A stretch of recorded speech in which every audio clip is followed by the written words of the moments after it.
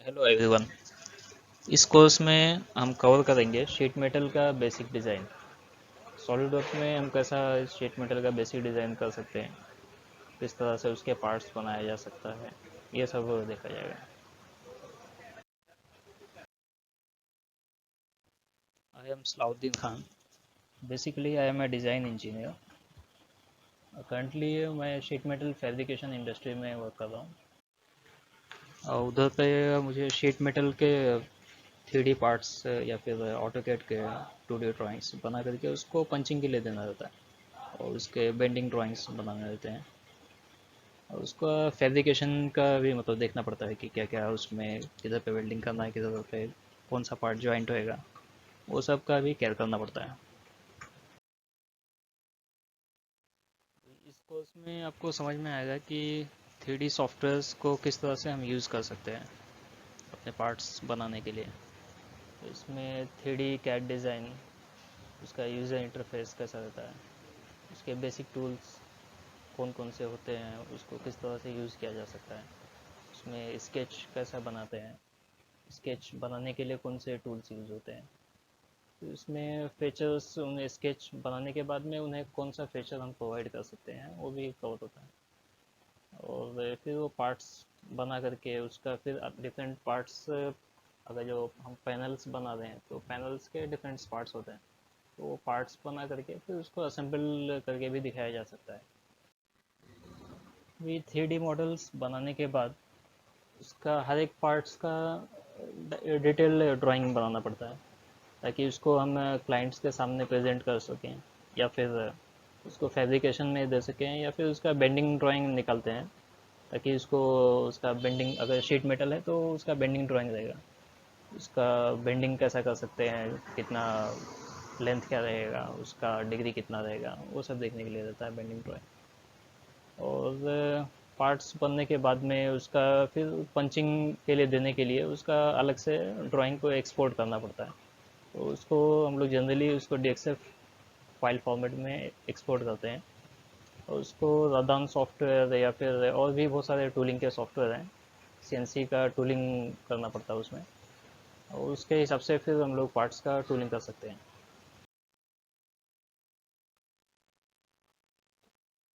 अभी मार्केट में 3D modelling के लिए बहुत से सॉफ्टवेयर्स अवेलेबल हैं। उनका मॉडलिंग कैसा कर सके उसके लिए सॉफ्टवेयर्स हैं, फिर वो मॉडलिंग होने के बाद में उसको कैसा प्रेजेंट करना है, उसका फाइनल टचअप उस पर अगर देना है कुछ, तो उसका मटेरियल का प्रॉपर्टी ये सब डाल करके उसको एक फाइनल फोटो व्यू बनाना है, तो उसके लिए रेंडरिंग के सॉफ्टवेयर्स आते हैं। तो वो भी मतलब बहुत सारे उसके भी सॉफ्टवेयर्स अवेलेबल है मार्केट में। और अगर पार्ट्स रेडी हो गए तो फिर उनको, अगर हमें पंचिंग करना है या फिर उसको लेज़र कटिंग करना है या फिर और भी दूसरे वर्क करने हैं, तो उसके लिए फिर उसका प्रोग्रामिंग करना पड़ता है पार्ट्स का। तो वो प्रोग्रामिंग सॉफ्टवेयर से हमें जी कोड जनरेट करके देते हैं, जो CNC मशीन में इनपुट करना पड़ता है। तो वो सॉफ्टवेयर्स भी मार्केट में बहुत सारे टाइप्स के अवेलेबल हैं। तो अभी 3D मॉडलिंग में देखेंगे तो सॉलिड वर्क है, ऑटोकेड है, कैटिया है, ऑटोडेस्क इन्वेंटर है, क्रीवियो है, और सॉलिड एज, और भी बहुत सारे सॉफ्टवेयर्स हैं जो आप नेट पे सर्च कर सकते हो। और रेंडरिंग में भी सॉलिड वर्क जो सॉफ्टवेयर 3D मॉडलिंग के लिए हैं, उनमें बहुत सारे सॉफ्टवेयर, उसमें बहुत सारे सॉफ्टवेयर के फीचर्स हैं जो खुद ही रेंडरिंग भी कर सकते हैं।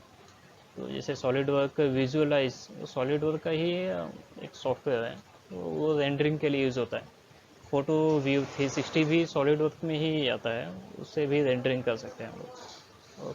और बाकी स्पेशली सिर्फ रेंडरिंग के लिए सॉफ्टवेयर देखेंगे तो की शॉट है, वीर है, ये सब स्पेशली रेंडरिंग के लिए बनाया जाता है, ताकि कोई भी हम लोग 3D मॉडल 3D सॉफ्टवेयर में बना करके फिर उसको की शॉट में उसको इंपोर्ट कर सकते हैं, और उसका फिर फाइनल टचअप दे करके उसका एक फ़ोटो व्यू रेंडरिंग कर सकते हैं। बाकी प्रोग्रामिंग के लिए बहुत सारे सॉफ्टवेयर्स अवेलेबल है मार्केट में, जैसे कि मेटालिक्स है, रदान, पावर मिल, सॉलिड कैम, मास्टर कैम, और भी बहुत सारे सॉफ्टवेयर्स हैं। अभी आपको 3D सॉफ्टवेयर्स में मैं सिर्फ आपको सॉलिड वर्क का सॉफ्टवेयर ही, उसमें भी एक बेसिक पार्ट से ही सिखाने वाला हूँ। उसमें अभी सॉलिड वर्क आप देखेंगे तो सॉलिड वर्क में भी तीन कैटेगरी है कि उसमें आपको करना क्या है, पार्ट्स बनाना है या असेंबली करना है पार्ट्स का, या फिर वो जो रेडी है पार्ट्स उसके डिटेल ड्राइंग बना करके कहीं पे प्रेजेंट करना है, या फिर उसको फैब्रिकेशन में देना है। तो पार्ट्स में बहुत सी चीज़ें कवर करे जा सकते हैं। टू उसका 2D डिज़ाइन कैसा करना है, उसका स्केचिंग कैसा करना है। अगर स्केचिंग हो गया तो फिर उसका 3D डिज़ाइन, उसके स्केच, जैसे कि स्केच बोलेंगे तो एक सर्कल का सर्कल बना दिया। अभी उस सर्कल से मुझे एक पाइप बनाना है, तो सर्कल से पाइप में कन्वर्ट करने के लिए उसका एक्सट्रूड फीचर्स यूज़ करना पड़ेगा। तो इस तरह से उसमें बहुत सारे फीचर्स होते हैं, एक्सट्रूड कर सकते हैं, कट कर सकते हैं, या फिर रिवॉल्व कर सकते हैं। तो बहुत सारे फीचर्स उसमें कवर रहेंगे।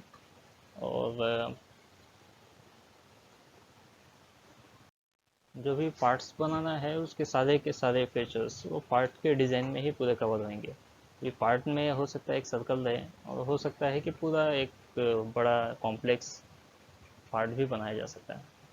अभी असेंबली असेंबली में जो भी इंडिविजुअल हम पार्ट्स बनाते हैं उसको असेंबली में ला करके आपस में कंबाइन करते हैं। तो उसको कंबाइन करने के लिए डिफरेंट मेथड्स यूज़ करना पड़ता है। पार्ट्स या उसके असेंबली, इसको हमें अलग अलग व्यूज़ में प्रेजेंट करना है, या फिर उसका फैब्रिकेशन का ड्राइंग बनाना है, अलग अलग व्यूज़ जैसे कि front view, top view, side view, और हो सकता है उसका आइसोमेट्रिक व्यू भी लगे। तो उसके हिसाब से फिर हम वो सारे के सारे पार्ट्स को ड्राइंग्स में लेके आते हैं, या फिर असेंबली है तो असेंबली को ड्राइंग में लेके आते हैं, और उसके अलग अलग व्यूज़ बना करके फिर उसका डिटेल ड्राइंग बनाते हैं, उसका डायमेंशनिंग करते हैं, और भी बहुत सारी चीज़ें हैं जो ड्राइंग में कर सकते हैं। तो मार्केट में सॉलिड वर्क्स के बहुत सारे फीचर्स यूज़ किए जाते हैं। तो उसमें से अभी हम लोग 3D मॉडल्स बना सकते हैं, या फिर 2D ड्राइंग्स भी कर सकते हैं। और अगर कोई पार्ट्स हम बना चुके हैं तो उसका सिमुलेशन करके भी देख सकते हैं कि वो कैसा काम करेगा, या फिर उसके ऊपर फोर्सेस अप्लाई करके भी चेक कर सकते हैं कि वो पार्ट्स सस्टेन कर सकता है कि नहीं उतना फोर्सेस। या फिर अगर जो फ्लूइड है उस पार्ट्स के अंदर से फ्लो करके उसको सिमुलेट करके देख सकते हैं कि फ्लूइड उसके थ्रू कैसा फ्लो होने वाला है। या फिर हीट ट्रांसफ़र भी देख सकते हैं कि अगर जो जैसे एक पैनल है, फिर वो पैनल में कौन कौन से पार्ट्स में हीट ज़्यादा हो रहा है, फिर अगर जो उधर से एयर फ्लो होएगा तो किस साइड में जाएगा, कौन सा एरिया ज़्यादा हॉटर रहेगा, कौन सा एरिया कम रहेगा, वो सब भी चेक कर सकते हैं। फिर उसमें आता है पार्ट्स का विजुअलाइजेशन करना। ये इसमें हम पार्ट्स के एनिमेशन से देख सकते हैं, बना सकते हैं उसके एनिमेशंस, या फिर एनिमेशन बनाने के बाद में उसका रेंडरिंग करना है। अगर जो एक फाइनल प्रोडक्ट हमें कैसा दिखेगा, जैसे कि हम लोग टीवीज़ पे देखते होंगे एड कैसे आते हैं, उसका कोई ऐसा मोबाइल पानी में डुबो करके दिखाया जाता है, या फिर बहुत सारे ऐसा एनिमेशंस भी बनाए जा सकते हैं। या फिर कुछ 3D इंटरेक्टिव कंटेंट्स भी बनाए जा सकते हैं, जिसमें हम पार्ट्स का हर एक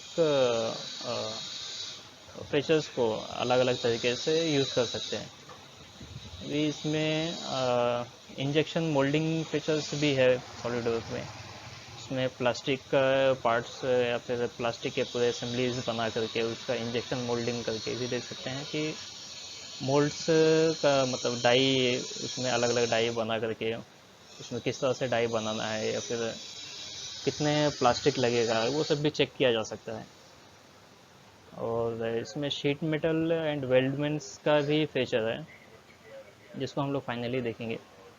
तो इसमें शीट मेटल्स के फ्लैंजेस बनाना है, उसके बेंडिंग्स, वो सब भी देख सकते हैं, उसका शीट मेटल का थिकनेस दे सकते हैं। और वेल्डमेंट्स में कवर होता है कि हम लोग जैसे कि स्क्वायर पाइप है, या फिर राउंड पाइप है, या फिर आई बीम है, एल एंगल है, तो ये सब रेडीमेड रेडीमेड इसका प्रोफाइल अवेलेबल रहता है इस सॉफ्टवेयर में। सिर्फ हमें लाइंस खींच करके ये बताना पड़ता है कि उसका स्ट्रक्चर कैसा रहेगा, फिर ये सब प्रोफाइल उसमें डाल करके पूरा वेल्डमेंट एक स्ट्रक्चर तैयार कर सकते हैं। और ये सारे वेल्डमेंट को या फिर शीट मेटल पार्ट्स को हम लोग वेल्डिंग करके भी दिखा सकते हैं, वेल्डिंग के भी उसमें फीचर्स अवेलेबल है। और एक और फीचर है इलेक्ट्रिकल कैड। तो इसमें इलेक्ट्रिकल के सॉफ्टवेयर्स का इलेक्ट्रिकल के सॉफ्टवेयर से मतलब इसको लिंक करके इसको दिखा सकते हैं, या फिर इसके अंदर भी इनबिल्ड पीसीबी के फीचर्स हैं। उसमें पीसीबी का वायर ट्रेसिंग करने का ट्रेस बना ट्रेसिंग कर सकते हैं, या फिर उसके 3D कंपोनेंट्स को 3D में दिखाया जा सकता है। और इलेक्ट्रिकल के वायर हार्नेसिंग भी किया जा सकता है, वायर का प्रॉपर्टी भी डाला जा सकता है उसमें कि किधर से वायर, किधर से कौन कौन से पाथ से वो फॉलो होएगा, उसको भी कंप्लीट किया जा सकता है। तो इसको एक हिसाब से बोल सकते हैं कि इलेक्ट्रिको मैकेनिकल फील्ड भी इसमें कवर हो जाएगा। फाइनली जो हम इस कोर्स में देखने वाले हैं वो है शीट मेटल। ये शीट मेटल को मतलब बनाने के लिए कौन कौन से टूल्स यूज़ होंगे वो सब देखा जाएगा। तो शीट मेटल का डिज़ाइन बनाना है तो उसका बेस फ्लैंज कैसा बनाया जा सकता है, या फिर उसके एजेस कैसे दे सकते हैं, फिर उसमें बेंडिंग कैसा है, अप है कि डाउन है, या फिर कौन सी डिग्री पे है, वो सब देख सकते हैं। और शीट मेटल का हेमिंग रहता है, अगर जो कोई कोई पार्ट्स रहते हैं जहाँ पर हम लोग को हेमिंग भी प्रोवाइड करना रहता है तो वो भी उसमें कवर होएगा। और शीट मेटल अगर जो चारों साइड से उसका बेंडिंग निकालते हैं तो जो कॉर्नर्स बनते हैं उस कॉर्नर्स को हम लोग कैसा रिलीफ दे सकते हैं, या फिर वेल्डिंग करने के लिए उसको कितना क्लियरेंस छोड़ना है, वो सब भी देख देख सकते हैं। फिर शीट मेटल में जो कटआउट्स देखे जाते हैं वो सब भी इसमें प्रोवाइड कर सकते हैं। जैसे फ़ैन के लिए कटआउट हो गया, या फिर लाइट्स लगाना है उसके लिए कटआउट हो गया, फिर जो हम लोग ड्रिल करते हैं वो भी इसमें दिखाया जा सकता है पूरा। और पूरा दिखाने के बाद में इसका सपोज़ एक बहुत सारे पार्ट्स हम लोग ने शीट मेटल के बना लिए, कोई पैनल के लिए या फिर कोई एनक्लोज़र के लिए। फिर उसको एक असेंबली में ला करके हर एक पार्ट को आपस में असेंबल करके एक शीट मेटल का पूरा एनक्लोज़र, या फिर जो भी पैनल्स रहेंगे या फिर कुछ भी रहेगा उसको बना सकते हैं इजीली। तो उसमें हम लोग चेक कर सकते हैं कि उसका कोलिजन, कोई पार्ट अगर एक दूसरे को कोलाइड हो रहा है तो वो भी असेंबली में चेक हो जाएगा। तो इसको जब पूरा रेडी होने के बाद में इसको हम लोग ड्राइंग का उसका ड्राइंग क्रिएट करते हैं, उसमें हम लोग एनोटेशंस देते हैं, उसके अलग अलग व्यूज़ बनाएंगे और उसके डायमेंशंस देंगे। और अगर जो शीट मेटल है तो शीट मेटल का डेवलपमेंट ड्राइंग, मतलब एक बेंडिंग को अगर जो हम लोग खोलते हैं तो वो कैसा फ्लैट में दिखेगा, वो भी इसमें कवर होएगा। तो सारी चीज़ें देखेंगे कैसा बना सकते हैं। और ऑनलाइन एक मैंने पीपीटी भी डाउनलोड किया हूँ तो वो भी शेयर करता हूँ इसके साथ में, तो वो भी देख लो।